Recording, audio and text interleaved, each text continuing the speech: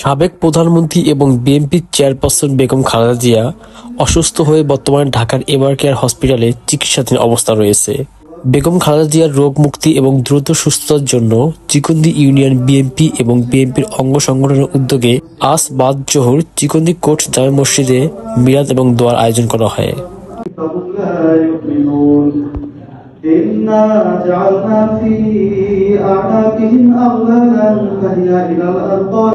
এ সময় উপস্থিত ছিলেন চিকন্দি ইউনিয়ন বিএনপির সভাপতি অ্যাডভোকেট রুবাত আনোয়ার মনির, সাধারণ সম্পাদক advocate Zakir Talukdar, advocate Joynal Abedin, advocate Shipon, advocate Rubel Talukdar, advocate Akhtar Hossain Matbar.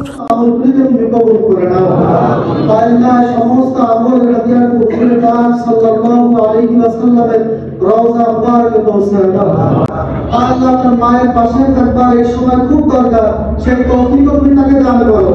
আল্লাহ আমাদের দেশের জন্য, আমাদের জনগণের জন্য, স্বাধীনতা যুদ্ধের পর থেকে আজ পর্যন্ত যারা যেখানে কাজ করেছে প্রত্যেকের কাজকে কবুল করে নাও।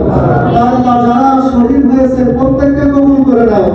আল্লাহ এখনো যারা কাজ করতেছে দেশের জন্য খেদমত করছে, আল্লাহ প্রত্যেকের খেদমতকে তুমি কবুল করে নাও। এছাড়াও উপস্থিত ছিলেন যুবদল নেতা রিপন ফকির, লিয়াকত মাতবর, বিল্লাল খান, আবুল বাশার, মাসুদ মাতবর, মামুন মাতবর। উপস্থিত ছিলেন জেলা ছাত্রদল নেতা কাজল, মঙ্গল খান, যুবদল নেতা দিন ইসলাম দিনু, জুয়েল মাতবর, উজ্জ্বল মাতবর সহকারে চিকন্দি ইউনিয়ন ছাত্রদল, যুবদল, স্বেচ্ছাসেবক দলের নেতৃবৃন্দ। এছাড়াও উপস্থিত ছিলেন স্থানীয় মুসল্লিকরাম। উপস্থিত সবাই বেগম খালেদা জিয়ার দ্রুত সুস্থতার জন্য আল্লাহ তাআলার কাছে দোয়া করেন।